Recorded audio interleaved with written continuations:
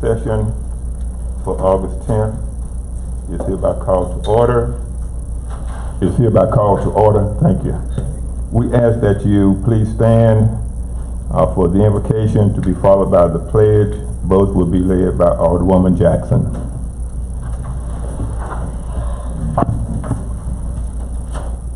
Can I get everybody to bow your head? Dear God, we'd like to thank you so much for allowing us to be here to do the town's business today. Please let us be mindful of what we do and mindful of what we say, and that we are doing it in a direction of making the town to move forward. In Jesus' name I pray, amen. Amen. I pledge allegiance to the flag of the United States of America and to the republic for which it stands, one nation, under God, indivisible, with liberty and justice for all. Thank you. Before beginning, please I remind you to speak into the mic, if at all possible, and with your approval without your mask. To also remember the board's agreement for the time constraints on debates and or questions. And please silence your phones. That's a little housekeeping information. Okay, the next item, item 2, is the approval of the agenda. Mayor Pro Tem. I move that we approve the agenda. I'd like to make an addition to the discussion on the cemetery across the street from Untitled Chapter. I love the discussion on it.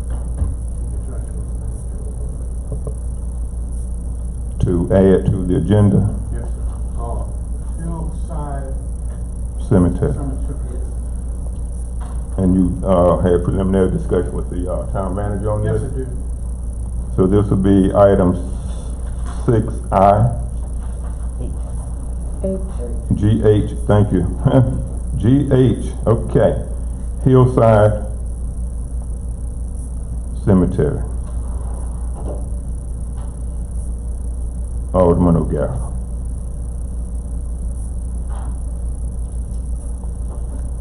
Okay.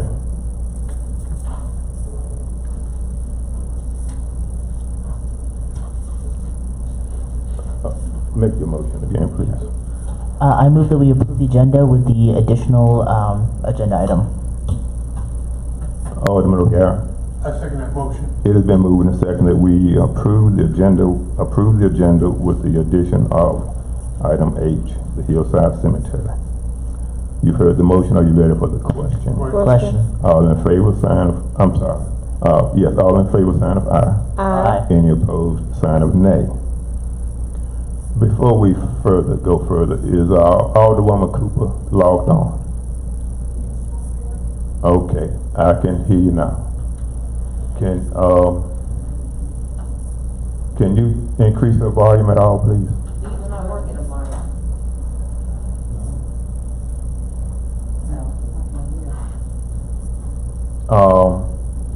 Do we have a portable? Don't we have a portable mic that you can take over there? For those listening in, we do have some technical difficulties. We didn't anticipate. The staff has worked pretty much all afternoon to try to fix this. So we ask that you indulge us for just a moment.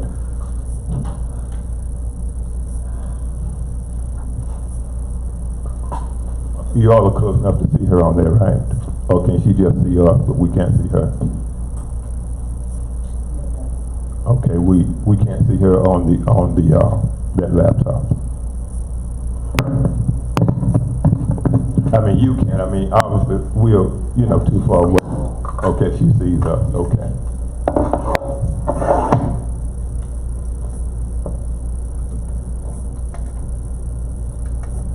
There was a hand mic for that podium there. Is that what you're working on? Okay, good job. Okay. When Tony gets in.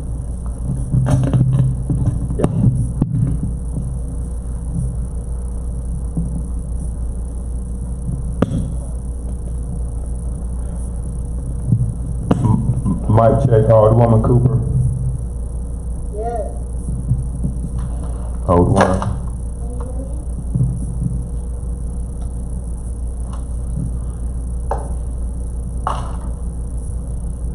Try again, please. Can you hear me now? A little better. Hold on, I'm gonna turn it up. Hold on.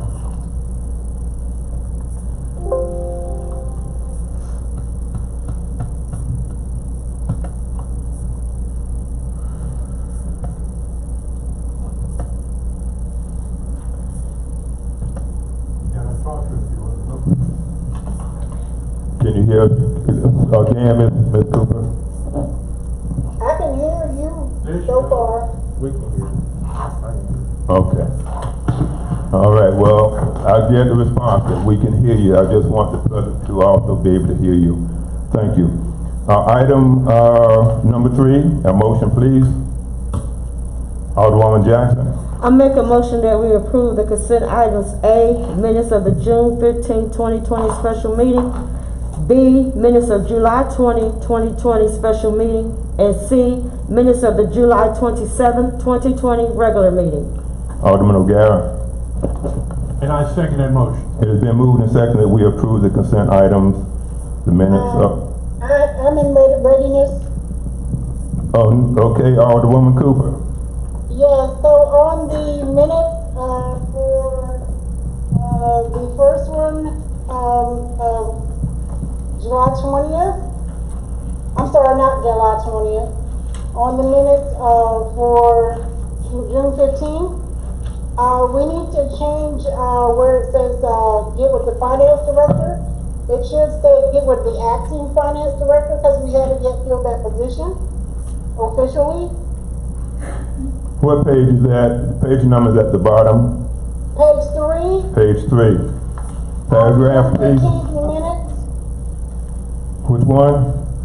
June 15th minutes. In the minute, it says Mr. Charleston suggests that we get with the town manager and the finance director. Just to correct the proper, Which because paragraph? it's up top, you have it as interim, but in the body of the minutes, you don't have it as interim. The third paragraph, it says Mayor Dobbin suggested that the board. Okay, yes, I have it here. Thank you, Mayor Pro Tem. So we need to add interim finance director. Yes.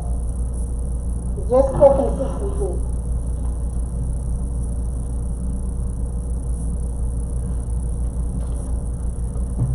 Mayor Pro Tem, would you restate your motion, please?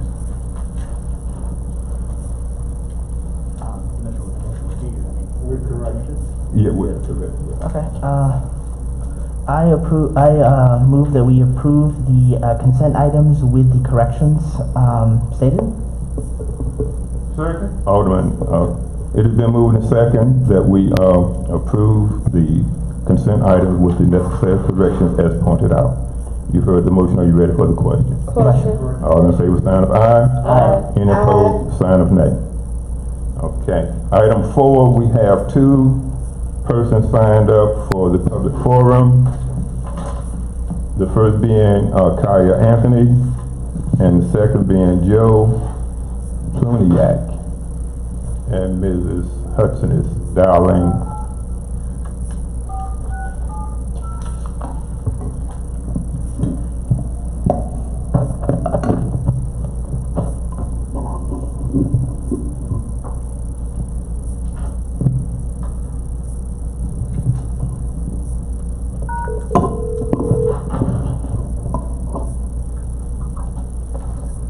Hello? Hi, Miss Anthony. This is Miss Hudson with the Town of Spring Lake. Yes, ma'am. We have you via teleconference. If you would state your name and address, and then you may begin. You have 3 minutes to speak on your topic, and you may begin. Hi, this is Kia Anthony. I am a resident of Spring Lake, 304 Wapiti Drive. And I wanted to call in just to commend you all for your leadership and for always being a constant support for Juneteenth. I have been working with Cumberland County to move to make this a Cumberland County-wide holiday. And Spring Lake is leading the charge for the county. So I wanted to make sure I call in and let you know that you are all standard setters and not bandwagoners. I am proud to be a resident of Spring Lake under the leadership, I continuously thank you for your unwavering support for Juneteenth. So thank you all. I just needed you all to know that you are standard setters for the county, or for Cumberland County. Thank you, Ms. Anthony. Okay, Ms. Anthony, thank you so much. We'll be in touch. Thank you. Bye-bye. We got something.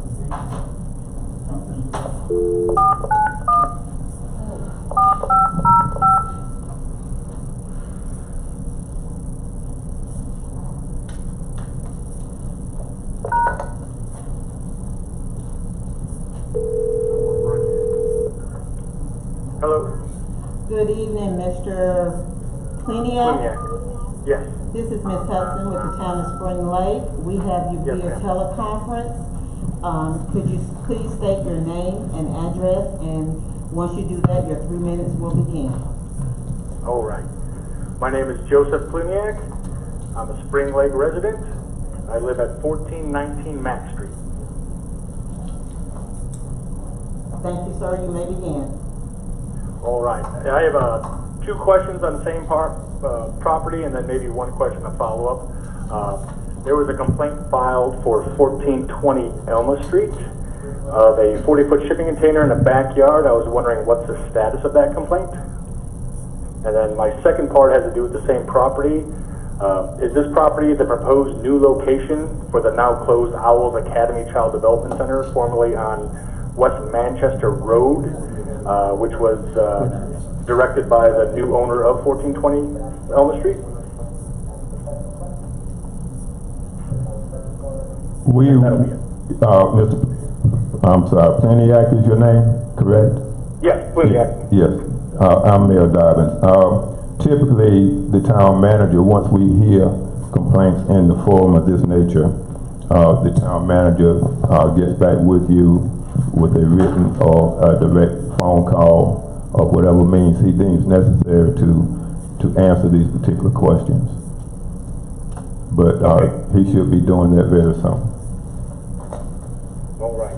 And then the second part, does that fall onto the town manager also? Yes, but you may still state your concern. Okay. So then if I'm still within my 3 minutes, I just had a question about why the water department hours are cut down during COVID-19. The building's closed, nobody can get in, they're doing all their business from inside between the glass. Do we really need limited hours at the water department during the, call it, pandemic, when they're still protected and safe doing their job? Okay, he will also address that issue with you as well. All right. Yes, sir. So everything's going to be addressed by the town manager then? Yes, sir. Thank you very much, sir. And we appreciate you calling. Have a good day. Yes, sir, you too. Thank you.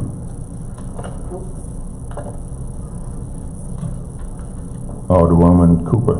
I'm sorry, Sutherland. Thank you.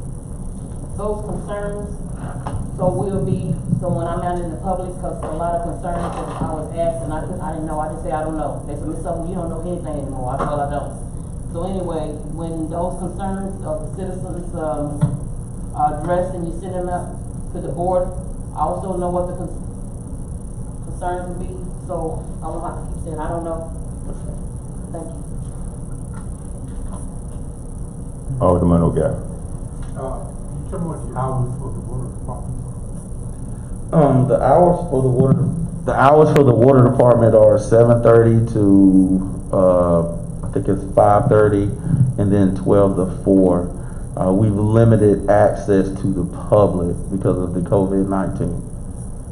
That's inside access. Right, inside access. They have access to the window. Can they come in during regular hours? No, ma'am. Oh, the building is The building is still closed. shut down, yes, but we're operating still. Right, but the water department closes as well at 3 o'clock. Oh, I'm sorry, yes, Yeah, they at 3, close. yeah, I'm sorry. At 3, my fault. They closed at 3. The ventilation systems that we have in this building were built in the 70s. So we have to mitigate the hours that we serve in the town to make sure that, people are not around breathing air that may or may not be contaminated.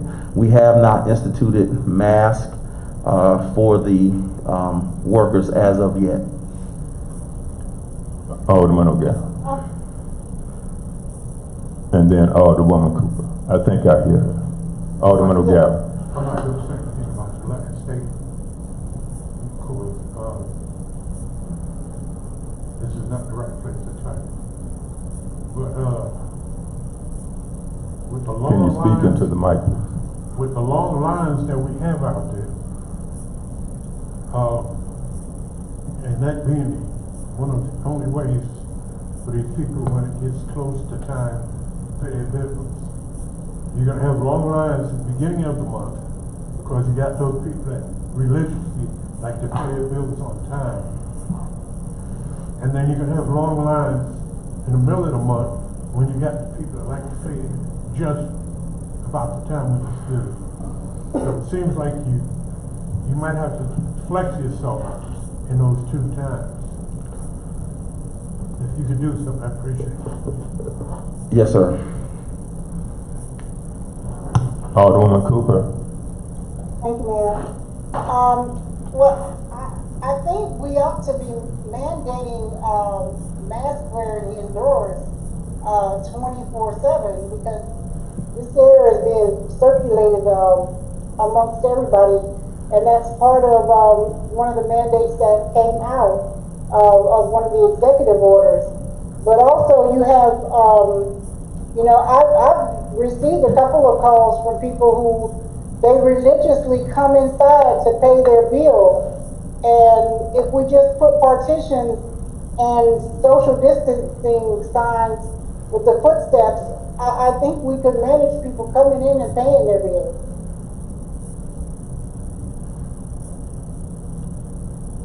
Mr. Charleston. I think during Mr. Charleston's interview, I remember very well his caution to all of us about how we conduct business during this time because of the things that can happen to people and things that we could hear about at a later time. And I know equally as many people who would just as soon drop their bills in the Dropbox and keep on moving, or pay by cards, keep on moving. But this would probably be an ongoing discussion for a while. But there's a happy median where I think we pretty much are. But we'll continue to discuss this. Any words of wisdom for us, sir? No, I think you're right. Okay, thank you. All right. Okay, we have on the agenda 2 presentations. Mr. Gerald, I have the first one. Thank you, Mayor, Board of Aldermen. I'll try to be brief. Let me find it here. What you have before you is... Excuse me, I don't have anything for that presentation. Did you get your agenda packet? Is this in the packet? Yes, it's page 13 and page 11 through 13 in your package. Oh, okay. A packet. What's the packet?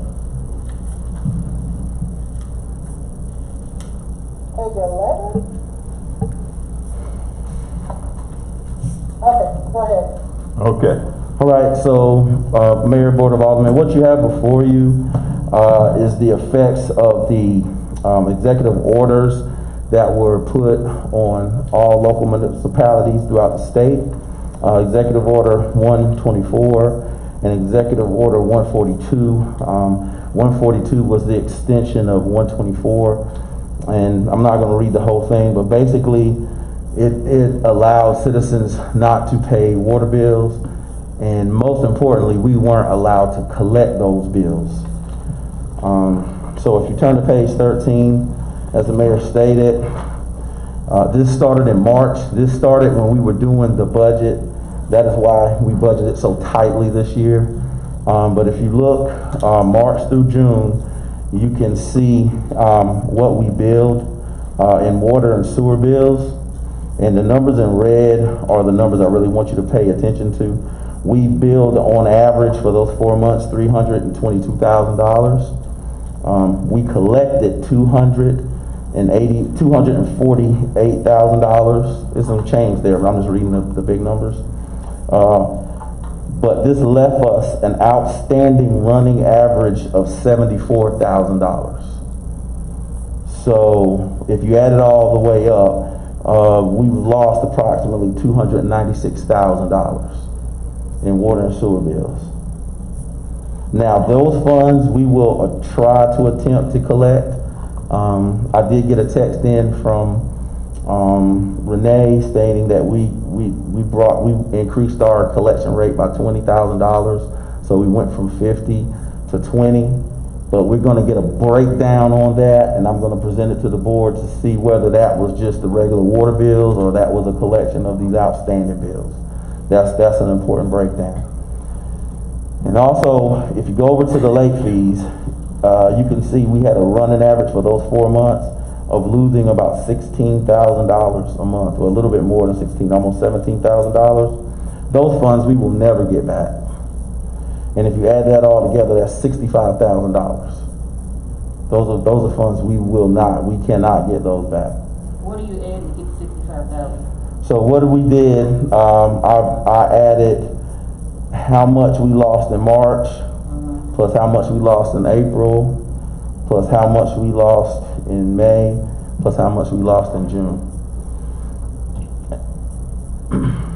Mayor Pro Tem. Do we know when this moratorium is lifted? Do we know what the repayment schedule will look like? Do you know how long people will have to repay the money that they haven't paid us yet? That is what Renee's working out. She has the ability to do that through the ordinance that the board has given her. Mm-hmm. So I was working on other issues today. Tomorrow I will find out what that information is, and I will put it in the manager's report this week. And then we'll touch on it again if you want to in a public setting. So depending on the particular program that we have, there's still a possibility we could collect some late fees down the line, right? You will get, yes. Well, these late fees you won't ever get. Well, not these, but there will be other late fees. Right, you will get the from this point on, you will be able to collect those late fees. Okay. And also, I'm sure we all see July is not factored in here, so. Right. July, it was lifted in July. I think it was lifted, I want to say the 27th of July, it was lifted. So that's why you don't see July. But this is the deficit we started this budget out with, basically. Okay. Alderwoman Jackson. With the money assistance that Cumberland County is giving the residents, have we seen any of that come in that will help us with this here? Well, like I said, we put that on our bills, and that's something that I have to check back with Renee to see who had went to the county and applied those funds. Yeah. Do you know if the funds are still available or did they run out? I'm not sure. But I know when we sent the bills out, the funds were available then. Maybe if we can check and see, and then maybe start advertise it more on our Facebook page and on the website, just to remind people that the help is out there for them. Yes, ma'am. Yes, ma'am. Alderwoman Cooper. Thank you. I received an email from the Department of Health and Human Services, I believe yesterday, and they are looking for organizations to help facilitate some funding to help with some of the shortfalls from COVID-19. Did any of you all get that email? I didn't get that email, but the 219 program through the county is being run through nonprofits. So no, this isn't the 219 program. Okay, I don't know. This is the African American Community Engagement Grant Program through the Department of Health and Human Services. Could you forward a copy of that email to us? Sure. Thank you. And then also to Mr. Gerald, so that whatever we can do to increase our funding we'd be happy to help promote that. Okay, and I would also encourage all of you all to continue to reach out to our senators and ask them to vote for the cities are essential funding so that small towns and cities can get direct funding for this pandemic. They are in talks now, and I've called several times because we need them to send us direct funding so that we're not dependent on the state or the county to take care of our budget shortfalls. Okay, thank you, Alderwoman Cooper. If you would, when you want to speak, can you just tap your phone and let me see if we can hear it as your way of buzzing, Okay. Just tap it. Okay. I didn't hear it. Can you hear it? Oh, did you hear that? Yeah, I heard that. We'll be listening for your click in. Okay. Thank you kindly. Alderman O'Gara. I want to bring you back to the water situation that we were talking about.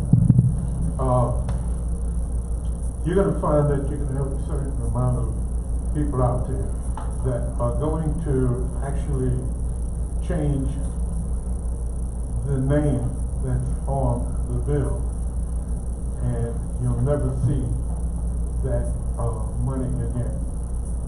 So I wish you luck. Thank you. Oh, Alderwoman Sutherland.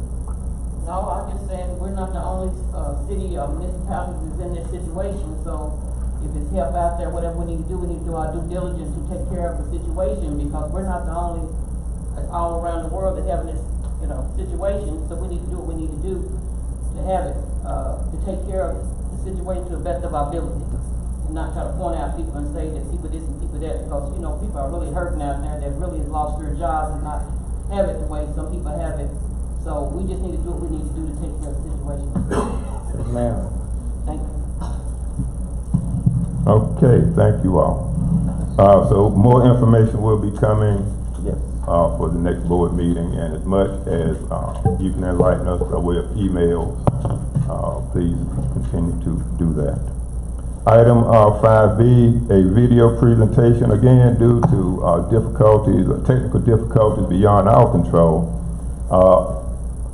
We're not able to show the video, but this is what I would that you do. We have in print part of what the presentation would be, and these are emails from the Spring Lake Video Tour, the National League of Cities Savings and Solutions final outreach.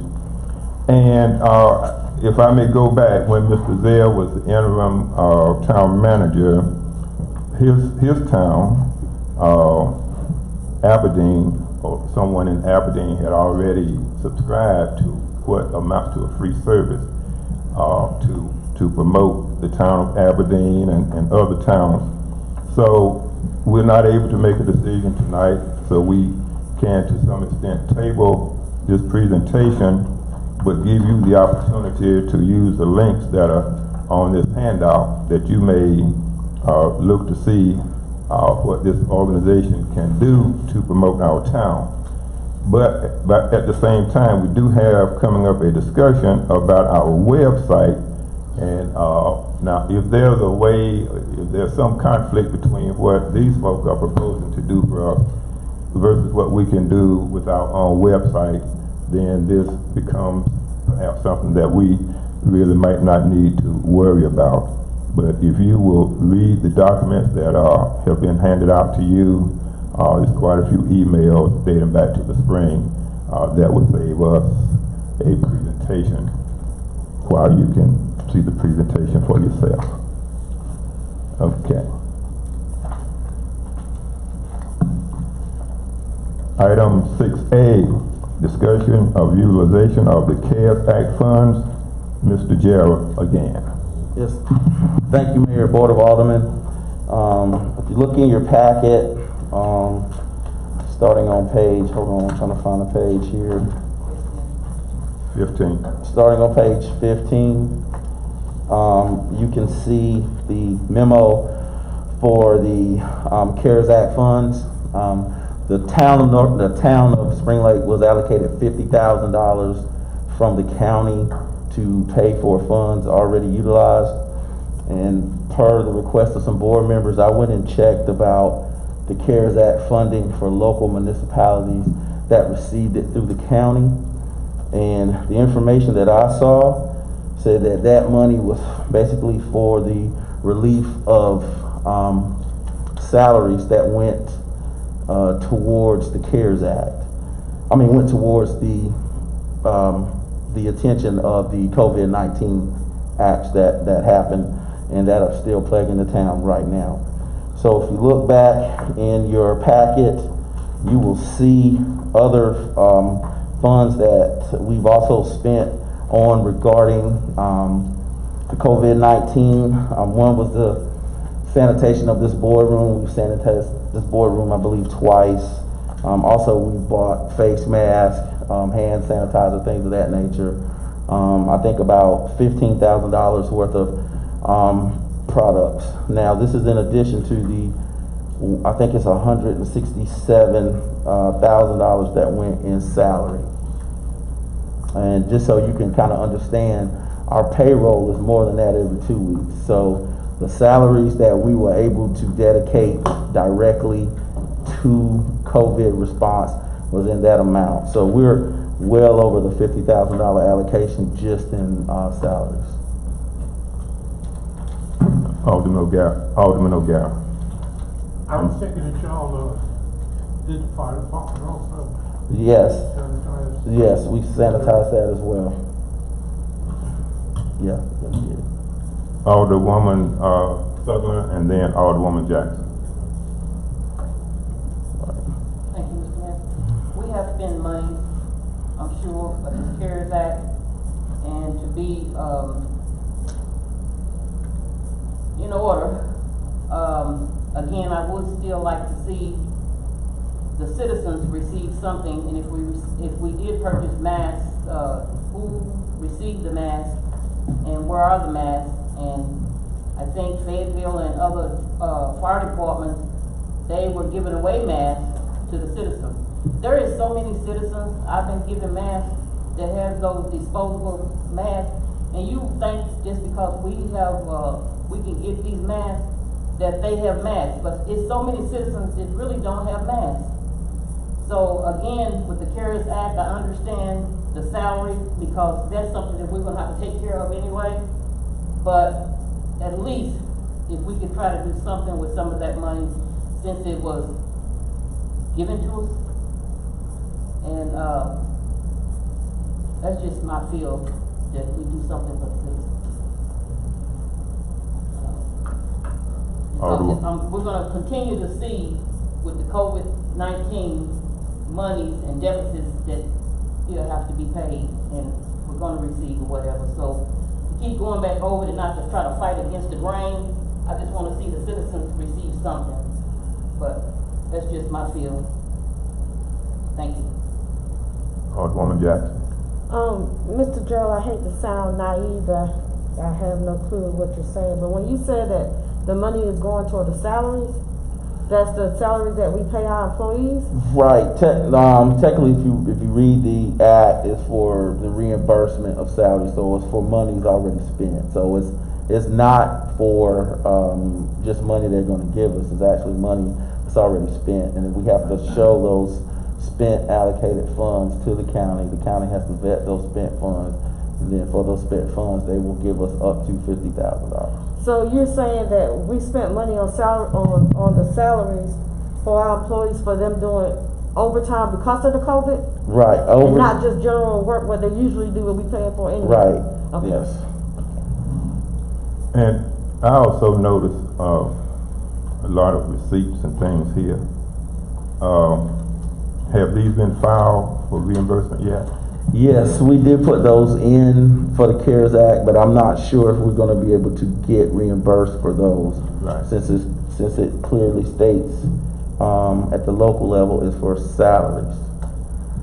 And to me, this may be a small matter, but I don't know if we really need to see, I'll just find one receipt here where you spent some money. I mean, if you summarize that on a document where you put everything else, I think it saves us a lot of not having to go through and see what you did for Lowe's on what one purchased. I don't really see where that's necessary. We trust you to accurately report this, and then also inform us of what has been approved and what has not been approved.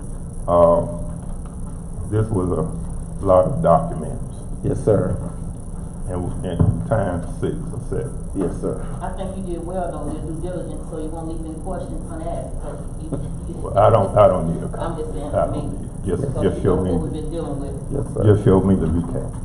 Alderman O'Gara. I believe a board member requested that at the last meeting. Okay. Well, that's that. Overall. Mayor Dobbin, Yes. Okay. I didn't hear the buzz, but go ahead. I did it 3 times, so. Sorry about that. I just wanted to, reiterate too that I just think that we ought to, try to do something. It doesn't have to be anything big, but I think that we ought to try to do something for the citizens, even if it's something just a mask, you know, for citizens if they need them, because, you know, you have to remember, we also have, all of these children who are going to be, they're going to have somewhere to go when their parents have to go to work and they can't go to school. And we want to make sure they have the ability to have masks as well. So, you know, if for nothing else, at least just take care of some of these children who, you know, are really going through a lot right now. So I would like to put something aside for that at least, or submit that in the request. Alderwoman Jackson, then Alderman O'Gara. I guess what I'm trying to understand is that the funds that we got from the CARES Act was due basically before the salaries. And with the salaries that we paid plus the stuff that we already spent, there is no extra. No, ma'am. So that's a fact.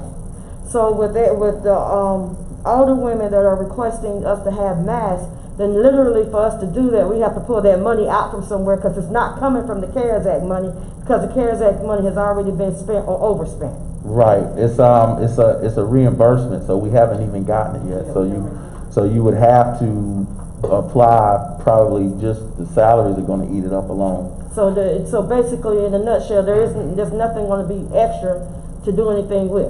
No, correct. Okay. Alderman O'Gara.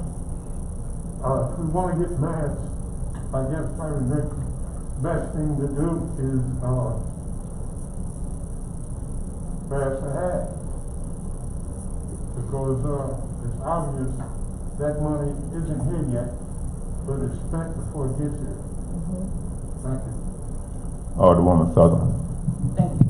Okay, I know we got this true limit thing and what we're saying, and I hear you. Okay, the CARES Act, you have to, whatever we're gonna utilize it for, you have to submit it. So evidently you've already submitted, and I thought it was supposed to come before the board so we can make a decision on how we want to spend the money. Since we brought it up the last time, that's the reason why we're talking about it now, because I think, Ms. Jackson started talking about it because we heard on the news about Fayetteville paying rent and different things of that nature. So we wanted to have to kind of manage the money that we were going to give them so the board would have a say-so as well. So that's how this came up. But of course, it's way over the $50,000 that they're going to give us. But just for a good gesture, that's what I was saying there. Okay, we already know the $50,000 eaten up. It's already taken. We haven't even received it yet. But that was just a good gesture for the town to say, yes, we do care as well. And just doing something small. But we haven't received the money yet. And if the board had a decision in the money, then I think that we wouldn't still be talking about it. But that's it. Alderwoman Jackson. The money that I referred to did not come from the CARES Act. The money came from Cumberland County that they use for their housing program, that they get allotted money every so often to get, and they boost that money up so that can help with the rent or utilities pays. It did not come from the CARES Act. That's two separate different funds. It is not the CARES Act. I want to say, I believe it's called a relief fund, but I'm not 100% sure. But it did not come from the CARES fund. That's totally different from what this right here is. And I could get the correct fund that it came from. I'll call Ms. D. Taylor, or if anybody want to call her, she can tell you exactly where that money come from, but it did not come from the CARES Act. Okay, but Fayetteville was on the TV that day when people was asking about where did this money come from, the phone call. So anyway, before we realized, once they did the investigation to find out where different money was coming from. So that's all I'm saying. Thank you. Okay, yes, we'll move on. And we can always come back to this. No action and no votes will be taken tonight. So this is a discussion that will go on for a few more times. Item 6B, but thank you all for your concern and all the input. Discussion to amend the town ordinance under Chapter 16, Environmental Nuisances, Mr. McNeil.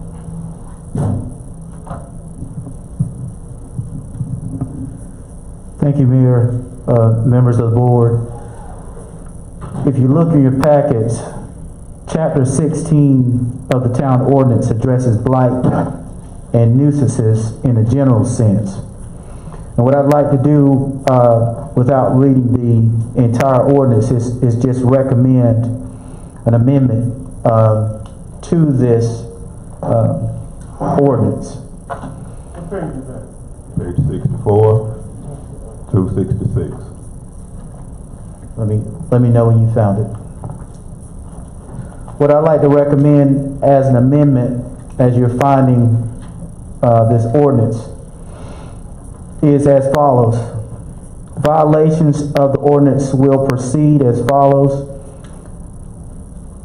Number 1, verbal warning with follow-up email and pictures for the first violation. Second violation, up to a $500 fine to the owner, tenant, and or other violators that may be coming out dumping trash or creating blight. That would be the second violation. Third violation, up to a $1,000 fine to the owner, tenant, and or other violators. In the third violation, the fourth violation, the town will take over the nuisance area and eliminate the blight, which will result in up to a $1,500 fine. At that time, the town will take control of the nuisance for 1 week, after which the tenant, landlord, or owner will be given back control of the nuisance area. The tenant, landlord, or owner will be charged up to $100 a day that the area, when the area becomes blighted, again until the problem is abated.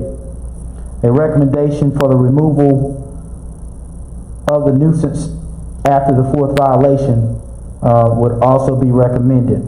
And finally, any unpaid fines will be added to the property taxes, and if remain unpaid, property will be sold at the county tax sale for unpaid taxes. So I'd like to have the board consider amending this town ordinance to include those following remedies or consequences. Thank you, Mayor. In this order, Alderman O'Gara, Alderwoman, hold on please, Jackson, and then Alderwoman Sullivan. Has this gone through our attorney? No, sir, I haven't reviewed it with the attorney. I was just asking for the amendment. The action was going to be to review it with the attorney and the appearance committee. I would think that you would probably give the attorney prior to coming to us with something like this. Thank you. My question is, why are we even doing all of this if the machines, you're talking about the donation boxes, right? Well, when we looked at the ordinance, it addresses a lot of different nuisances in a general sense.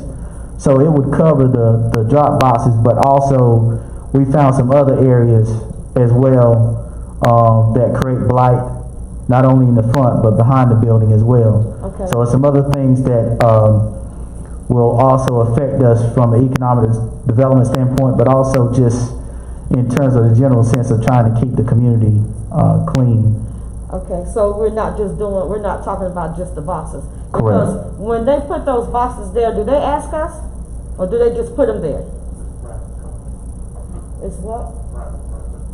So they had to ask the owner of like for instance, we're talking about the one in Big Locks. They would have to ask Big Locks to put that there? Correct, both property owners, but the way that we're addressing this is that it creates a public nuisance, even though it's on private property. And once it creates a public nuisance, then we have an interest in it. So by it being on private property, we can't tell them they can't put it there. No, if it creates a public nuisance, then we can. So that's why you wanted to add it. That's why I wanted to add it to the ordinance and have consequences for their actions. And that will also help from some of these store owners who got a whole lot of mattresses where people dump their stuff. They have to hold them responsible for them too. Yes. Which is going to cause a whole lot of problems because they're going to first say that they don't know that they're putting them there. And they're going to have to remove them anyway, so they're going to have to pay for them to be moved anyway. Correct. So instead of just calling out one particular thing on private property, we went back to the ordinance, something that we have control over, and if it creates a public nuisance or a public blight, then we can enforce this ordinance to be able to remove it. And that also will go with the stuff Miss Alderwoman Sutherland was talking about up there by the school, all of that mess up there. Yes. Can we take care of that in there too? Yes. So what we're doing is actually looking at the entire community in a general sense. Instead of just talking about one particular thing, we can address everything, and this is within our authority because it's creating a public nuisance.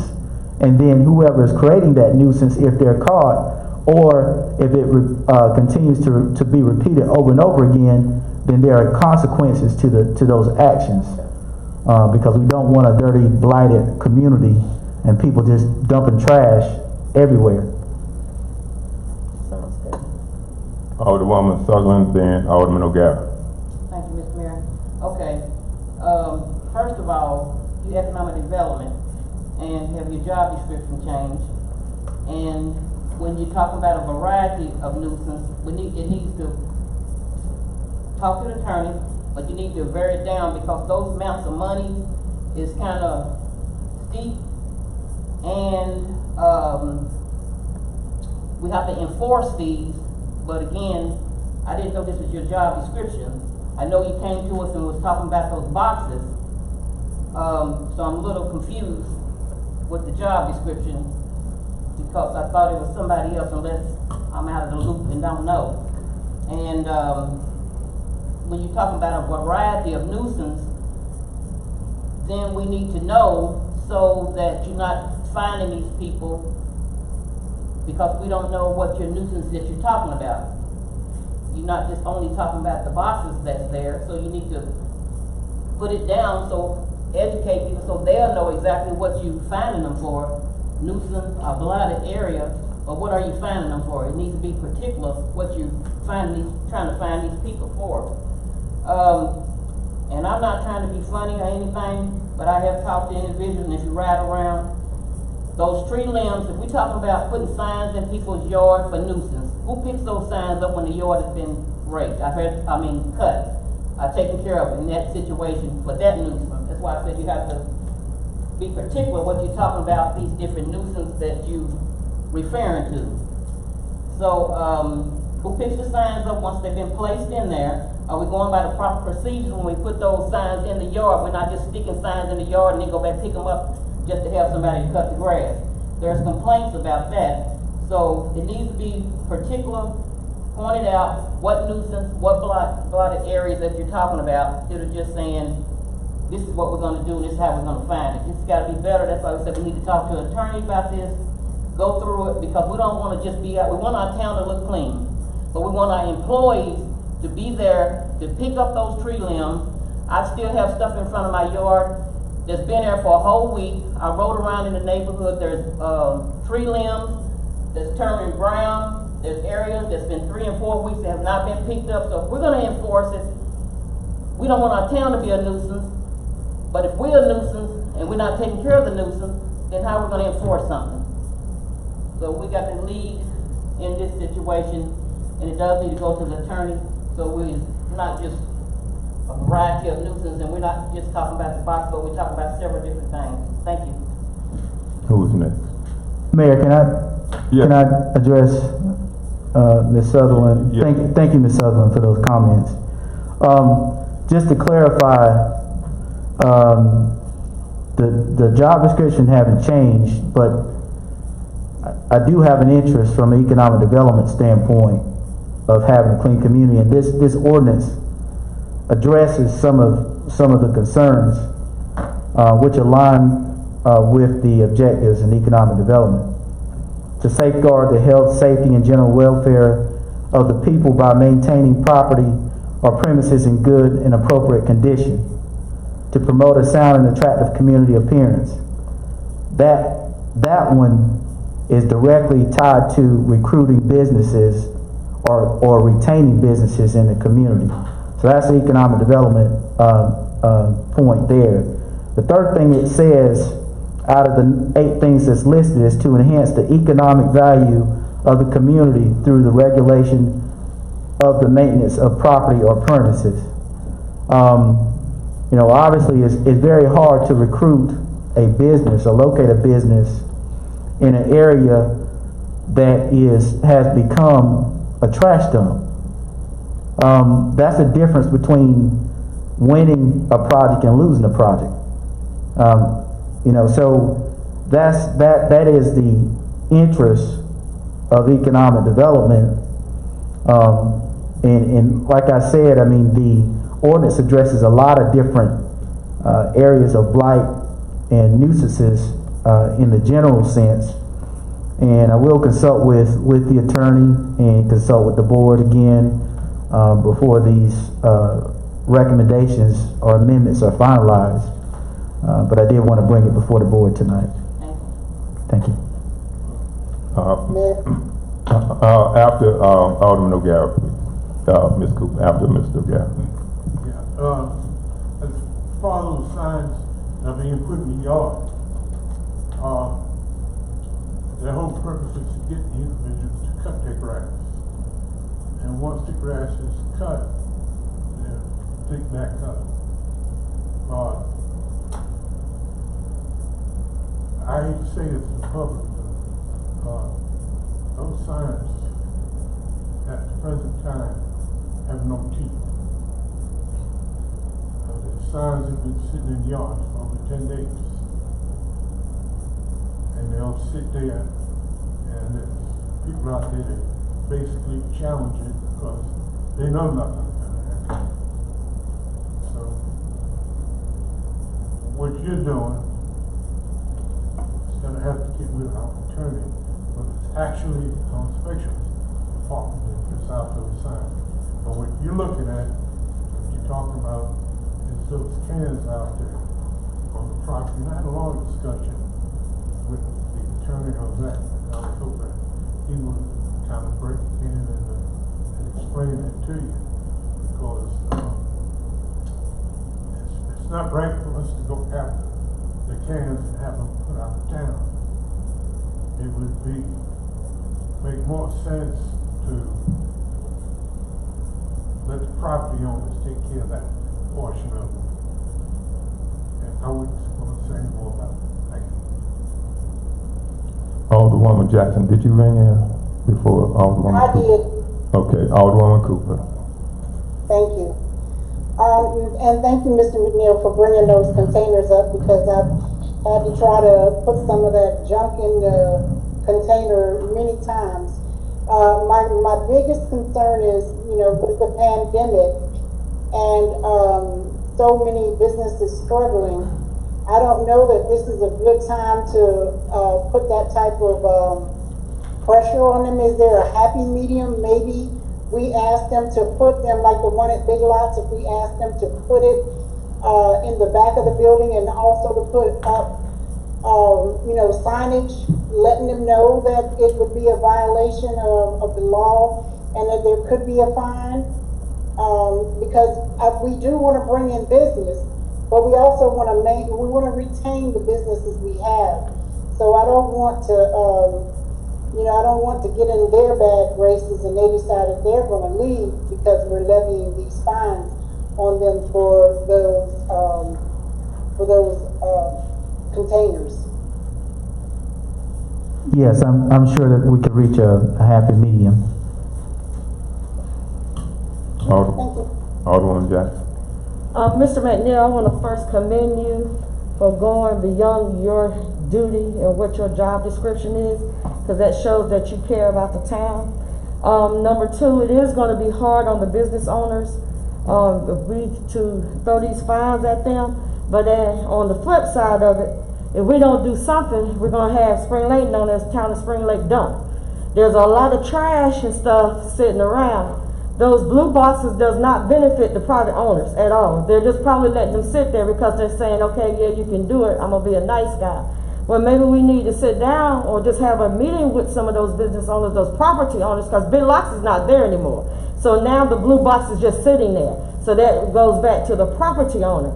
And I'm pretty sure if somebody will reach out to the property owners and let them know that it's causing, it doesn't look good there, I don't see why they will have a problem with it unless they're getting paid to allow those blue boxes to be there. And the blue boxes that are there is not benefiting our town at all because they come from out of town. So the money the stuff that our citizens are giving them, they're taking it out of town and selling it and making money off of us while we look like a trash dump. So it's hard right now during the pandemic to do anything, but we have to do something. Because you can stand for everything. If you can, stand for something and fall for everything, somehow or another we got to get it together. And everybody's not going to like it, but at the end result is going to be good for the whole entire town. So it might be nice just to include some of those property owners and see what they suggest. What they can do, because they may honestly not know. They may honestly not know. So it's something that maybe we can bring to them and to let them know and let them get on board with everything, make them part of if they would like to join I don't know if they have to be a resident to join the appearance commission or something, but make them part. Maybe we can get some type of group with just the property owners and the business managers to let them know, it's not helping you any, and it's hurting your business as well. You got a prominent store there, you got this big blue tin there that's got a lot of trash around it. Who wants to shop there? Your first impression is everything. I think the move to clean up Spring Lake is well on the way. Tonight's discussion is just the beginning of where we need to go.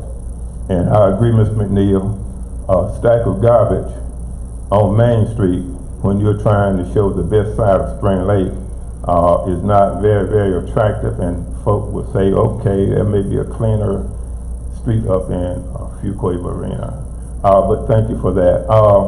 So the final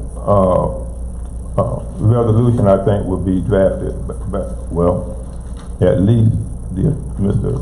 Charleston would have had some input as to those logical and reasonable things in terms of penalties and how far we can go with this. So, and I think if it's okay with the board too, we don't take any action tonight, but this is perhaps for the next planning session. At that time, we can all look at the ordinance, because Mr. McNeil read some things we didn't have the benefit of seeing. Is that right? You just read from your notes, is that right? I read from the actual ordinance. Okay. Yes, so then, when we all do our homework, including me, take a good look at that and allow Mr. Charleston also, and all other board members between now and the next the next work session is another month, so that gives us a lot of time now to help get Spring Lake looking better. The trash over by the schools this past weekend by W.T. Brown, the stuff on Main Street, And other areas of Spring Lake, yes, we can all stand some improvement. How do we engage the police department when they pass by and see things that are out of order, because they do protect and serve, and service is part of the appearance. I did have Alderman O'Gara and then Mayor Pro Tem ring in, and, but I like the idea that we are functioning as a team, and we're going to put some teeth in our cleanup ordinance.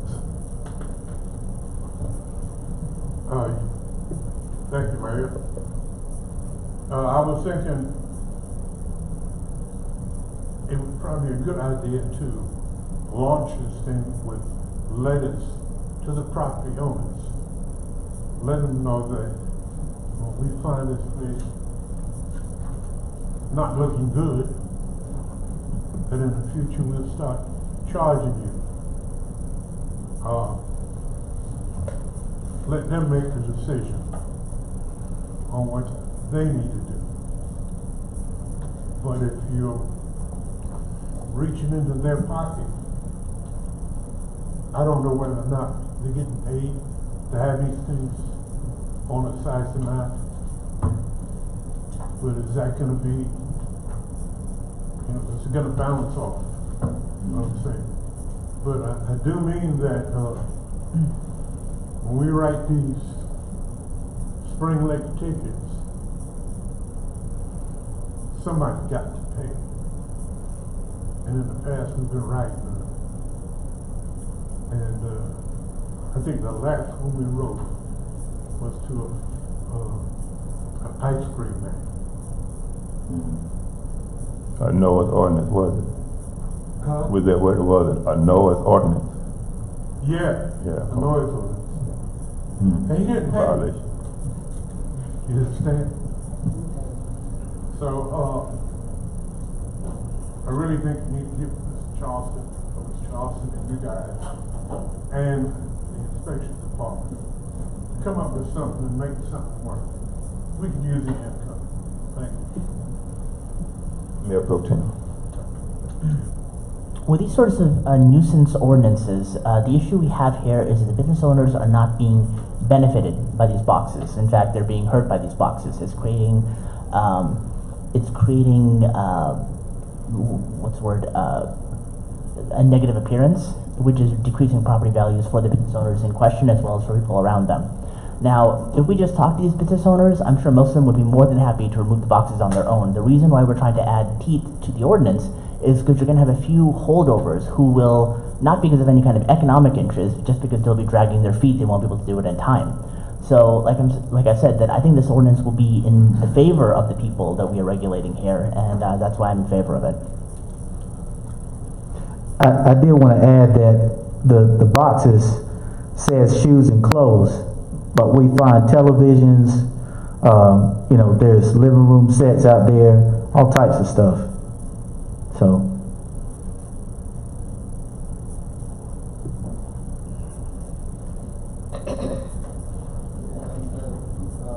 Board of Aldermen, Mayor, this problem that Spring Lake has is not unique to Spring Lake. Everybody has this problem. The folks don't.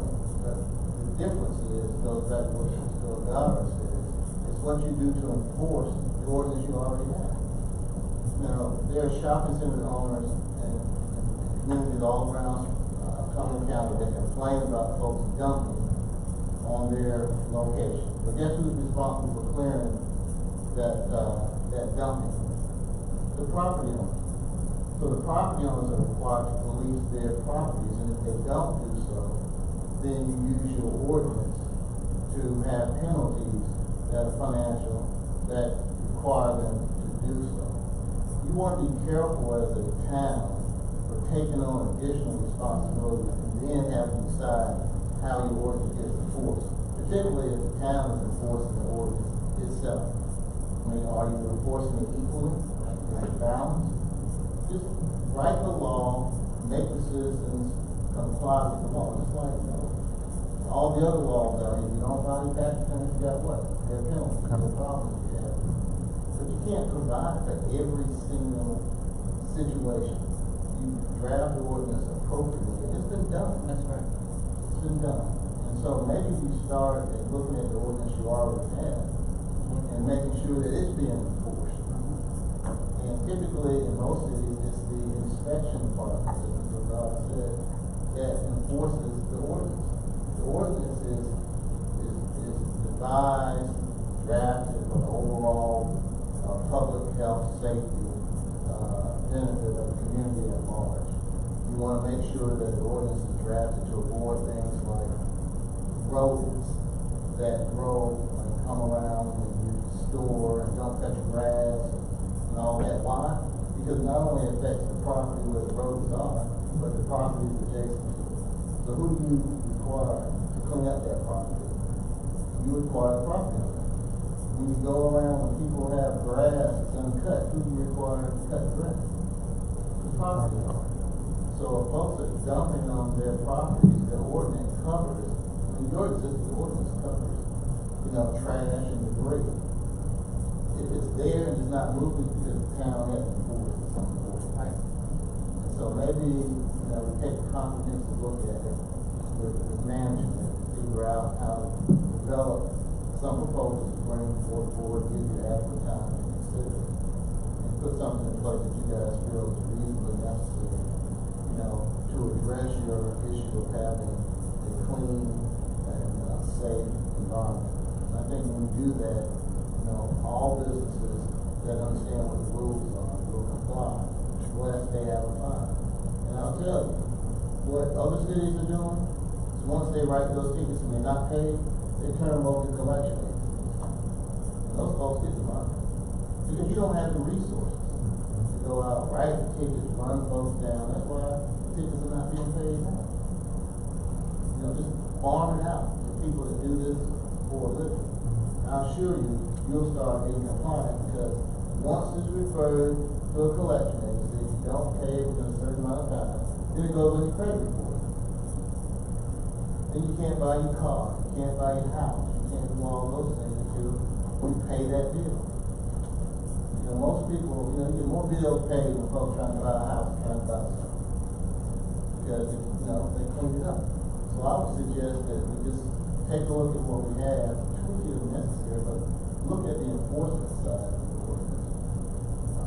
I spent some time going through the ordinance, and we've got a lot of stuff in there that applies to just about every situation. We got stuff in there right now that would apply to that box situation. It's in the ordinance right now. Thank you, sir. And then too, is it also correct that because we are a municipality, that our bills will be paid upon tax refund checks and other source of income that a person gets, not just the credit report, but because we are a municipality, we will get ours upon the sale of the land or other property. Yeah, well, any time that there is an ordinance involving a nuisance, and if the city, the town comes in and cleans up that, makes that nuisance, and it's not paid, then that bill operates as a lien in that property. Okay, so at some point the property is sold, something like that, of course, the lien has to be paid or the person is getting paid out. And in some situations, once it's been determined to be a nuisance or a violation of ordinance, the town can come in and abate that nuisance up to and including raising those properties, tearing them down and charging it back to the property. All right, so those are the T's. All right. Thank you, sir. Thank you, Mayor. Thank you, Mr. McNeil. Okay, the next item is the 2020-21 Municipal Arts Allocation Program. When the Fayetteville Common Arts Council had the gentleman who retired, and I tried to remember his name, we have been working for over a year to get some kind of arts exhibit or program brought to Spring Lake. And so the Arts Council has now decided to release to Spring Lake, because of our population size, as much as $3,000 for some form of art exhibit or art explosion or whatever we can do to expose people to the art and the beauty of art. Now, you have before you the documents that I received in their entirety, and there's nothing that I think I want to do with this except perhaps at our next meeting we try to establish an ad hoc committee that would be responsible for this, because in Spring Lake we have a lot of outstanding artists, particularly those who sing and those who perform, so that we can reap the benefits of this grant money. We would, put ourselves on the agenda to bring all kinds of art that we can to the town of Spring Lake. Again, we don't have to decide this tonight, and this may not even be done until the COVID-19 situation is really taken has been taken over or under control.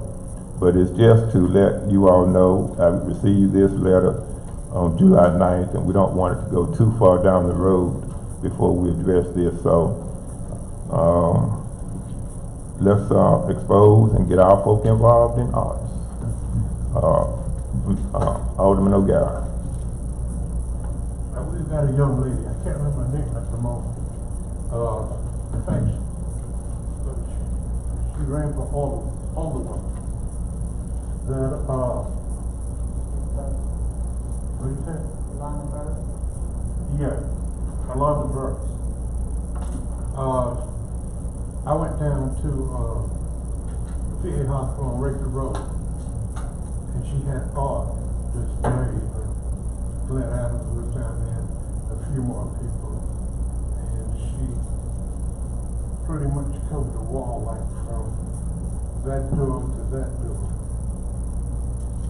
with things that she had painted, things of that nature there. I think she might be a good person to be on your board with. Okay, so yeah, and it would be my desire that this heavily involved community personnel, because you all know that some of the churches here, we have some of the best vocal talents that the world has ever seen. And so when the time is right and when this committee brings this together, perhaps again at the conclusion of this COVID-19, it could be a part of our celebration. But we'll entrust that to the citizens in the community. And of course, tonight is not the night to take votes, but it's something for us to think about. And we welcome your input. Mayor? Yes, yes, ma'am. Go ahead. So are you suggesting that we put a committee together to come up with a project for the arts? Is that what we're talking about doing? Yes, the ad hoc committee. I think it may be better if we allow them to put themselves together by way, how we how we elect people to our other boards, at least through an application process or something that would let us know if they're interested. That way, if they're interested, they'll step up. And you know how people do when they step up. They put more into it than those who are drafted. But yes, it's along that same concept. Okay, thank you. Yes, ma'am. All right. Any more on this item? Okay. Item 6D. Alderwoman Cooper, cleanup of D Street and Grog Street. Thank you. I haven't heard anything from the attorney. He said, I was told that he was looking into contacting the owners of this property so that some of us could go in and clean it up, because it is blighted, it's dangerous, and I don't think there are people who live over there. There are animals who live in that area and children who live in that area, and it needs to be cleaned up. I mean, it's no different from if we have to go in and take over a yard of an abandoned home that's bankrupt, or you know, in whatever limbo it's in, we have the authority as the town to go in and make it, you know, clean it up. And I have people who have reached out to me and said, we'll help clean this up. But I just don't, we need to move swiftly on this because people live over there. So that's my concern with that area. Okay. Any comments? Mr. Charleston? Yeah, yes, Mr. Mayor. We have, working with your inspector. Can you speak into the mic? Okay, sorry. We have looked into this matter, and the initial issue that came before us, if you recall, was that the town had not been able to move forward because the property owner had filed for bankruptcy protection, and the matter was in litigation. We have reached out to the trustee for this bankruptcy estate.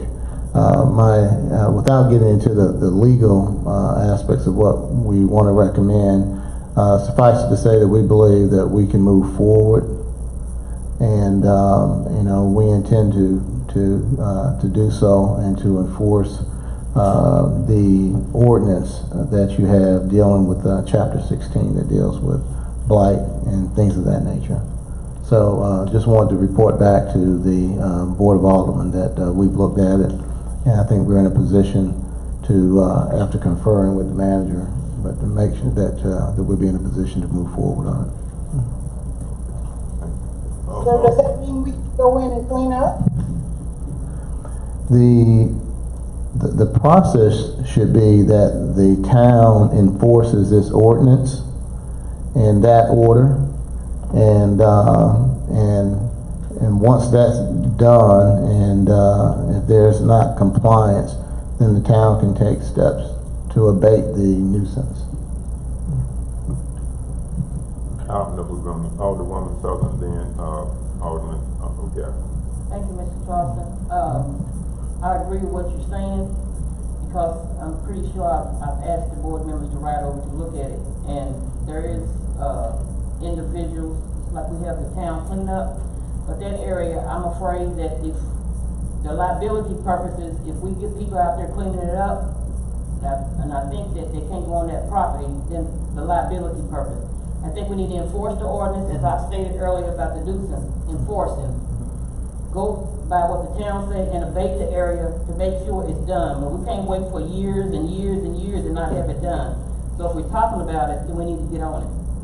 But I do feel that we should go your direction, not have the citizens go in that area to clean it up, even though they have expressed, some of them, to go out there, and I think it's great. But it is a public nuisance, public health crisis, and I'm just afraid that somebody might get hurt over there. And with this pandemic and this virus, we don't know what's over there. So I like the approach that the town will do what they need to do, but not take so long to get it taken care of, because there is citizens that live over there, and they're breathing that, and it's probably going all around Spring Lake. So if we can stay on that, enforce it, and move forward, then I think the town have done their due diligence. And we'll report back at the next meeting and continue to give updates until this matter has been completely resolved. Thank you. Alderman O'Gara. Mr. Charleston has already answered my question. And also, I'm sorry? You've already answered my question. Okay, thank you. and also some of those areas may also be in the county. In other words, not in our city limits. So that's another thing to be concerned about, because there are some unincorporated, what they call donut holes over there. Right. And it's just a matter of folk going out of our jurisdiction, throwing stuff over the fence, and that doesn't improve anything. Right. But thank you for taking the lead on that. Okay, staying with Alderwoman Cooper, 6E, tablet stipend. Thank you, Mayor. So if you look in the resolution, in packet from 2017-5. Myself and Alderwoman Sutherland had mentioned this resolution in the past. It states that elected officials get a one-time allowance of $394, and it will be deposited in our check for a computer tablet. It also says that it recognizes the limited useful life of computer devices, and we will determine in the future the appropriate time and allowance amount for upgrades and or changeouts. We have yet to do a new resolution stating how we will handle this or go forward. So we need to address this properly based off of this resolution.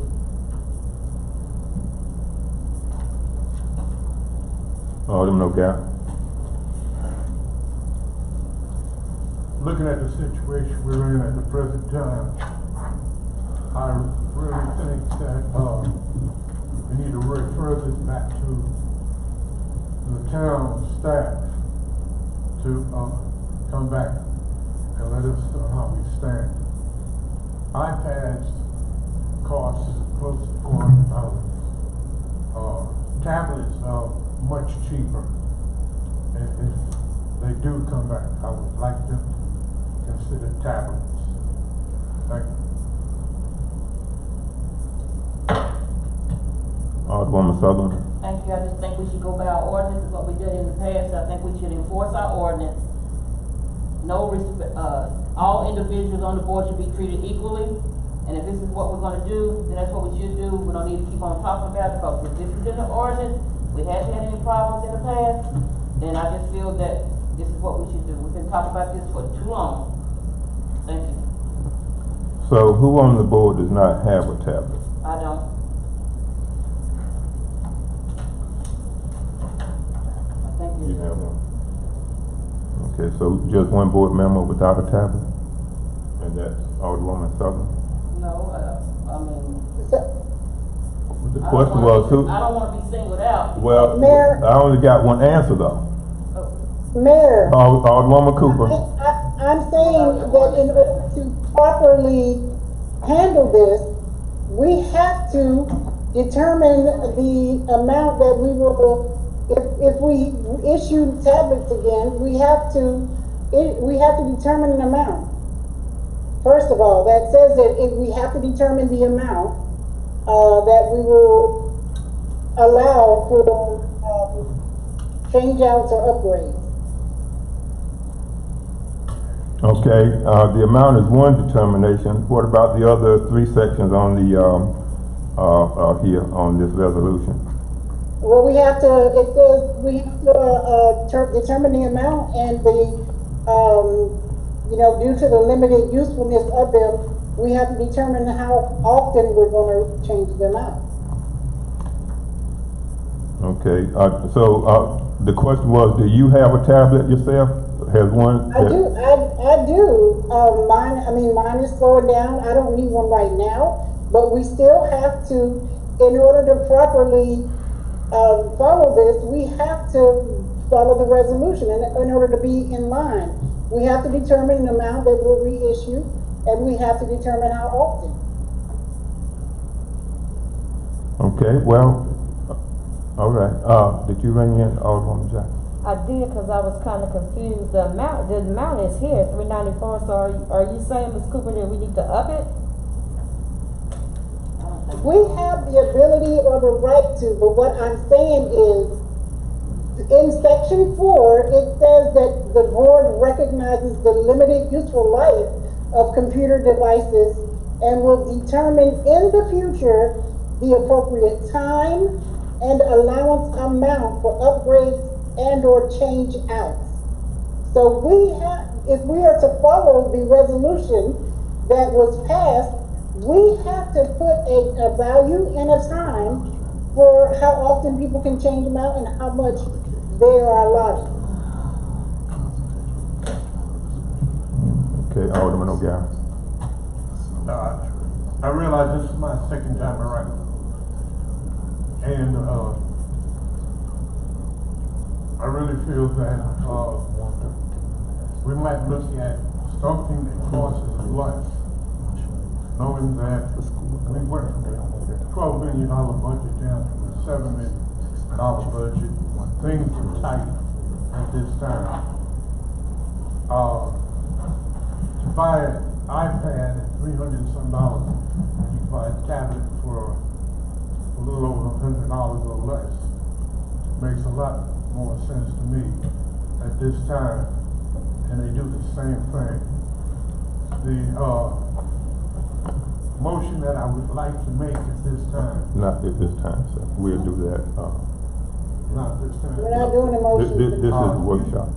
This is the workshop. Oh, okay. Well, I really think at this time we ought to consider a tablet. Something costs less money. Well, I okay, still feel like we need to send it back to the staff to make a decision. And that's the end of my second one. let me ask this then, since there's a mention of a tablet, who on this distinguished board would like to go out and price a couple of these, you know, to find out what works better, and at what price? That way we will have some hard numbers in place so that when there is time to take a vote, we can have something to work with. I can do that. Okay, so two of you can do it, okay, and you know, the way we, you know, do the process, you know, find, you know, what serves your function better. And then when the vote is taken at our next voting time, then this can be changed to accommodate that. All right, Alderwoman Sutton. Thank you. You stated what I said. I mean, this is a resolution. We're trying to go by and enforce what we already have in place. In the past, this has never been a problem, but this has been brought up several different times. So, Mayor, I like what your directive is, and I think that's what we should do. And if we're gonna talk about the budget, then we need to freeze all spending for anything in the town that's been spent. But you gave directive, so we'll go from there. Okay. Mayor Pro Tem. I agree. I think during the COVID situation, we really don't need to be talking about getting more tablets for aldermen. I think that this should be tabled until after the COVID situation is over. Okay, so then it can be solved this way. The two people who said they'll go and price things can still go and price. And then when it's time to vote, then we can vote. 3 votes will take us either way, whether to buy or whether to suspend spending. Is that fair? Is that fair? That's fair, but I don't want to be singled out because you asked who's the only one that had it. I mean, just because I'm saying it, then you want to deny. No, I did not think you're the only not one. you. I'm No, just saying. you're the only one I heard. Right. Because I asked the question openly. I got one response. Right. And that, I didn't call you out. I just said I got one response. No, but I Okay. You didn't hear me, Mayor. You didn't hear me. Do you have a tablet, Ms. Cooper?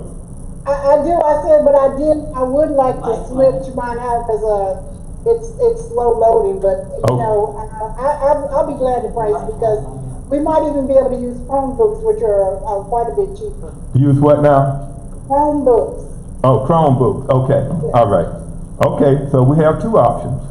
Right. Price some things and then come back and vote. Thank you. Okay. Don't go anywhere, Ms. Cooper, Alderwoman Cooper. 6F, discussion of the Juneteenth as a paid holiday for employees. Yes, thank you. So what I wanted to propose is that we switch out one of our holidays and make Juneteenth a paid holiday. And there are a couple of ways we could do that. We could we could replace one of our holidays that's paid, I can't get it to come up right now, our holiday schedule. But we could replace one, but I'm not asking to add an expense. I'm asking us to switch out maybe the day after Thanksgiving because it's already a half a day. And online shopping is, now such a big thing. I don't think that the Black Friday holiday is as big. So I'm asking us to consider switching out one of our holidays for Juneteenth. Comments from the board? Okay, would you also consider, before the board decides, get some public input perhaps by way of a public forum? To get yes, I believe we should. Okay. Well, I mean, I think, although it wouldn't affect the public as much as the employees, but I don't have a problem with that. So, okay, Alderwoman Jackson. Just so that I know, the holidays that we're already paying the employees for, is that, and this may be a crazy question, but is those holidays for everybody all over? And is that something that's done state-wise or government-wise? Do we have the authority to come in and make a holiday?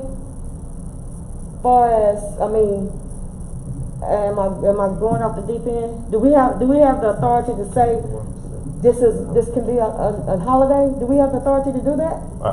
We vote on it every year. Say again, Alderwoman Cooper. We vote on the holiday schedule every year. Yeah, but those are holidays that we're voting on, are standard holidays. We're not talking about state holiday though, we're just talking about a local right now. So what local holidays do we have that nobody else has? I'm talking about the Juneteenth side. It's my understanding that whatever this board votes on is pretty much the way the town is governed. So the Juneteenth holiday would be just for the town? Local. Just, Local. I think would be, in this case, it is for the town, right? Alderwoman Cooper, just for the town? But you're asking to replace it for something that's already there. So you're asking, so in other words, and I could be crazy, but it's just not sitting with me, so help me. So let's just say, for instance, we have Thanksgiving, we have New Year's Eve, we have Christmas, and whatever. So you're asking to replace, not saying those holidays, just using them as an example. Say Thanksgiving, you're asking to replace the Thanksgiving holiday for Juneteenth holiday? Can we do that? That's what I'm saying. No, because Thanksgiving holiday is a holiday that everybody around the world does. Thank you, Mr. Alderman. Hold on. Let Ms. Cooper, you speak, and then because I don't know if you heard. It would not replace Thanksgiving. Right now, employees get Thanksgiving and the day after, which is a Friday, and it's a half a day. And they also get Christmas and the day after. I was saying that for Thanksgiving, they would just get Thanksgiving, or if there's another holiday, we could switch it out. But right now, the best one would be the day after Thanksgiving, because it's already a half a day. And it wouldn't go in effect for the holiday schedule that we've already voted on. It would go in effect for the subsequent year. So in other words, you're saying that for now, that the employees get 2 days for Thanksgiving. The Thanksgiving day and then the day after. So you're saying now to rename the day after, not to say it's a Thanksgiving holiday, to name it Juneteenth. No, they would just not get the day after Thanksgiving. They would get June 19th, the last Friday, the second Friday in June. I mean, the Friday before June 19th. Mr. Mayor.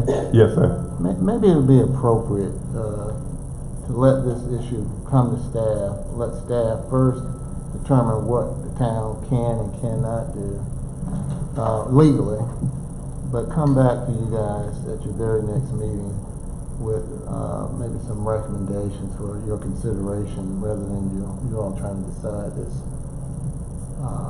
in this rapid fire environment.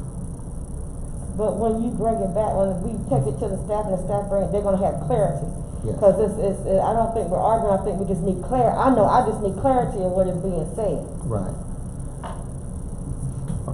Alderwoman, sorry. Thank you, Mr. I'm sorry, Jackson. hold on. I'd like to keep things in order. Mayor Pro Tem, and then Alderwoman. Mayor Pro Tem, he did bring in. Go ahead. Okay. Sure. I was going to say as well, it would be good to get staff input. I assume that many of the employees would like to have that Friday off so they can have a long weekend. So it'd be good to hear from them what they think. Okay. Train of thought. Anyway, this is the time to make this discussion, to talk about it, so we all understand. And then when you bring it back, but the board does have a say-so, and I think it's great that Ms. Cooper brought it up. I think it's great that Juneteenth, that people have finally been educated about it. It's been out for years, but now with the pandemic and Lives Matter, Black Lives Matter, and all this, we're talking about Juneteenth. So even the employees, our citizens, our people matter as well. So I think it's great that we're discussing this. This is a workshop to discuss it so we can understand. So there's no argument, we're just trying to understand it. But the board should always have an input, and we're bringing it up of what they want to try to consider in the town. So thank you. I'm sorry, Alderwoman Cooper, anything I was to just add? gonna say, so next year in 2021, we would, celebrate Juneteenth on June 18th, which is a Friday, and then June 19th is the Saturday. And it's normally a 3-day affair for most people anyway. And then rather than them having the Friday after Thanksgiving, they would only get Thanksgiving. And if I'm not mistaken, I don't know that all town employees in other towns get that Friday anyway. Most places only get the Thursday. Okay, so our work continues, and probably we can resolve this, and we do have a while yet to go before June. Well, before we even adopt the next calendar. I think we do that in December? Yeah, we still have a few months. Okay.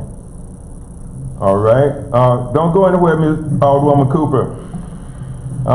G, the town website. Oh yeah.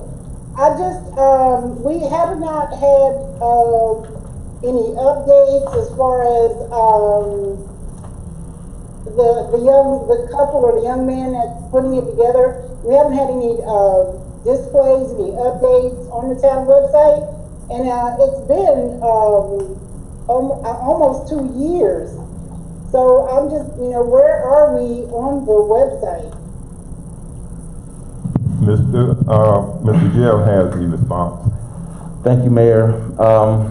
We have updated the board periodically on the town's manager's report. To read the town's manager's report that I updated you on last Friday.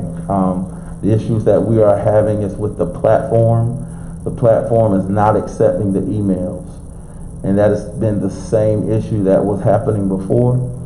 And I have been working with the IT contractor to abate that issue. And we do have a new IT person, is that correct? Yes. We have a new IT person in place. Who is that? Chris Slade. Chris Slate. Chris Slade? Okay, thank you. Thank you for that. And he's working hard at that? Yes. Diligently at that? Okay. Any idea when, he may be able to? I know we've been having issues just around town, so I've been having to pull him off of that and then reintroduce him back to the problem. Okay. And maybe IT, we have new phone lines too. Are they working well? Are they interfering with the internet or anything of that nature? Good job. Okay. All right. Item 6, Alderwoman Sutton. Oh. Item 6. 6H. Oh, that's That was Mr. O'Gara. Okay. I think I should have asked it a few minutes ago, but before we get through one closed session. The meeting, last 2 weeks was open to the public, and I just wanted to know why this meeting wasn't open to the public. Yes, ma'am. That's a great question. The COVID numbers have been going up in the state. I know in Cumberland County they went up another. How much ago? I think it was another 500 to 600 people contracted the disease. I think over the country we have now 160 deaths. So you have a 3% chance of dying if you catch it. Well, Now, that means we need not be in here. well, that is an option. I was talking. Distance. That's a good. I was talking to my mentor, and I think Sanford does their meetings by. I keep wanting to say Skype, but it's not Skype. Zoom. So that is going to be something that I'm going to put in the next manager's report to ask if everyone wants to go virtual in the meetings, because it does appear that the virus is spiking again. Right, so, I hear what you're saying, but the citizens are asking, and they're asking me, since we had the last meeting, nothing was put out that they couldn't come to this one. Yes, we need to be consistent, and we need to educate. We put it out. That, the reason why, where was it put out at? When you look at your agenda packet, the agenda packet says it in red, and the agenda packet went out on Wednesday, and it's right there at the But how are the top. citizens supposed to know they want to come to the meeting? It's on the website as well, and it's on the door as well. So what you're saying that, And we've always had a limit of 10 people. right, but if we was 50. And we also send it out to the media on the sunshine list. Right, but we had said at the board, we was allowing them in, that's why we have that social distance, because if we're gonna enforce that, we can't pick and choose, then that means that we shouldn't be in here, because have somebody measured to say we was 6 foot away, because when Ms. Cooper's here, she's not. And I know people may not like it, but we can't just pick and choose, because she is real close to me, and if people are dying and stuff like that, then we need to enforce it for us as well as for the citizens. Well, we did, we made accommodations for Ms. Cooper, and we placed her 6 feet. She may have not liked where we put her, but that was the accommodation we made. The best accommodation probably would be to go virtual. We don't want to necessarily have it in the gym, because it's a large area that we would have to clean and sanitize for it to be ready for you guys to go in. We do have staff cleaning the gym daily, but it has not been sanitized, and that's a different cost. The cost of sanitizing just this small area is close to $4,000. So money's already limited. So there are other items that we can look at via meeting virtually. And if people have issues with technology that may not be that technology savvy, we do have a new IT person. He's a contractor who could gladly go to your house and set you up so that you can meet virtually. But that's going to be something that I'm going to put out to the board to see what directions they would like staff to move. Okay, thank you, Mr. Jones. Okay, 6H, Hillside Cemetery, Alderman O'Gara. Okay, just to bring you up to par on what's happening out there. Everybody's got a map, and you got a general idea when I'm talking about the area. The southern one I showed you on the map. Yes, sir. Dr. Z, are you up on this? No. Okay. Right as you come down Chapel Hill Road, just before you get to 87, off the immediate right, you'll see a blank area. I say blank because it's a big area that drops down. And it's right in the middle of the graveyard. And at the present time, we have one grave that is getting ready to pop out. And when that grave goes, we've got 2 more graves coming out right behind it. For us to take action from this position, we would move too slow. We would not be able to move in time to catch this. So basically, what has happened is we're requesting letters from the 2 churches that were in charge of this area, but they don't own the property, which would be Williams Chapel and Bethel and Zion. They're going to send letters to the mayor of Spring Lake. We're trying to get up with the families that have people there in the graveyard, and get them to also send letters to the mayor. we want to be covered. And we want to have,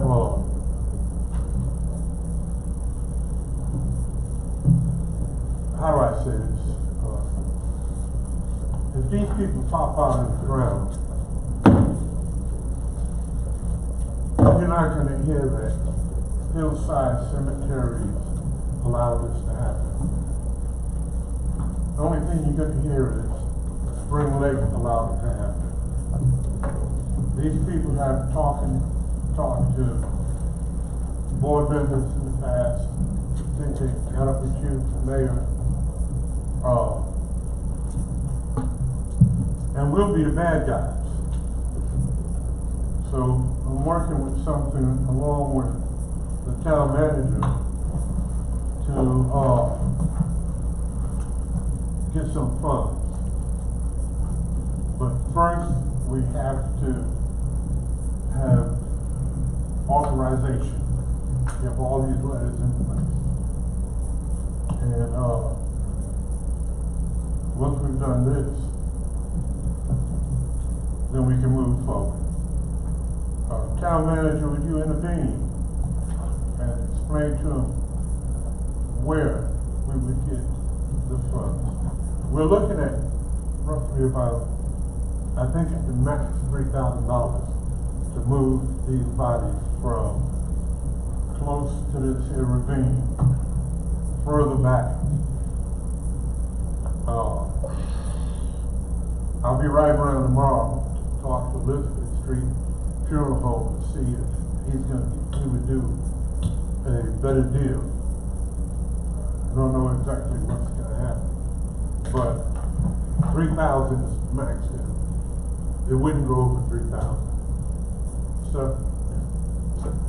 Yes, thank you, Mayor, Board of Aldermen. We did reach out, and I did talk to our attorney as well as the attorney from the league, and she said we would be in our rights as a municipality to use the economic development nonprofit to fund that 3,000. Once those steps were taken, which you have to get those letters. She said no movement, and Mr. Charleston agrees, no movement until the letters have been received in. Oh, I'm sorry, waivers.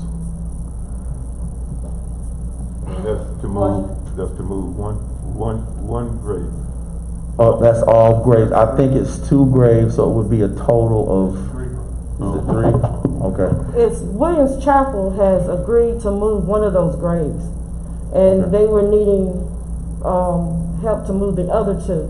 Cunningham Mortuary has agreed to move the graves, and what they're going to do is move it from one spot to another away from that. The rush came in because of the weather and the storms coming in here is rushing that way.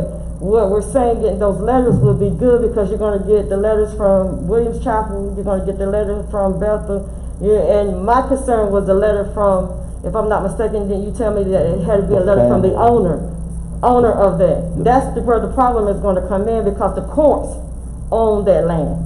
Hillside, the owner of Hillside deeded to his relatives. The relatives are, ever something gave it up or something, so now the courts have it. That's where the problem is going to come in, is getting the letters from the courts saying that we can go ahead and do this. And that is coming in because of COVID. There's not a lot of judges working to do that, and they can do it where they can do it fast enough. But Williams Chapel has agreed to move the first one. When you move that first one, the other 2 is going to drop. And Cunningham Mortuary is already involved with moving the graves. Right, correct. So you're right. Let me just correct you a little bit. The issue is the family, but it's not the part you're talking about, Ms. Jackson. You're talking about the actual ditch, I believe. What we're talking about is the family who owns the grave. Well, Cunningham has agreed to contact the families. Okay. To let the families know that the families need to be moved. Okay. So yeah, the Cunningham is working on that now. Right. As the manager said, the town needs permission to move those bodies, and that's by getting the waivers from the family and from the church.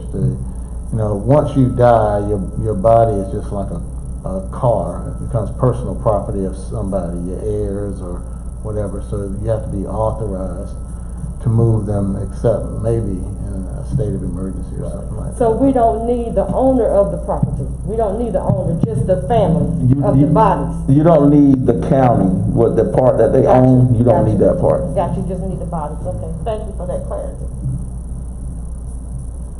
Well, that's what I was just ready to say, because even though if Cunningham or whoever's gonna move it, it's up to the family, because I don't want anybody moving anything of mine, if they, whatever.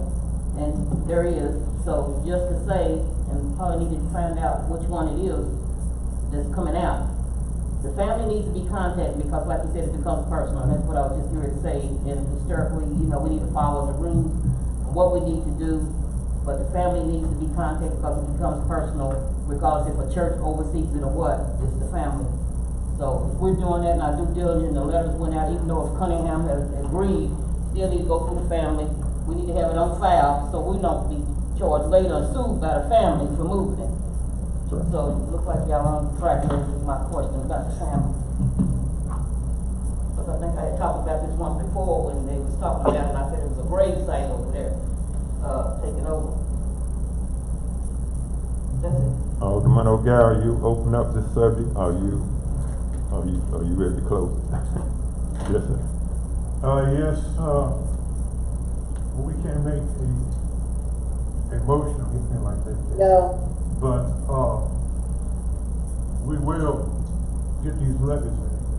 I've already talked to Bethel, the pastor there, and, this seems like something that's gonna take place in a couple of days. It's not gonna be over a long period of time. There's a trustee over at Williams Chapel. He's on Williams Chapel side, handling that letter. And like I said, Cunningham was notified this evening to get in touch with the families. So that we should have the family letters in the next couple of days as well. Spring Lake, Bethel, was notified today. And he will get the letter to you tomorrow. All right. Great. Okay, is there a motion for item 7? Mayor Pro Tem, I move that we go to closed session. Alderwoman Jackson. I second that motion. It is moved that we enter into closed session pursuant to economic development and consultation with the attorney. All in favor, sign of aye. Aye. Any opposed, sign of nay. Thank you to our listening audience.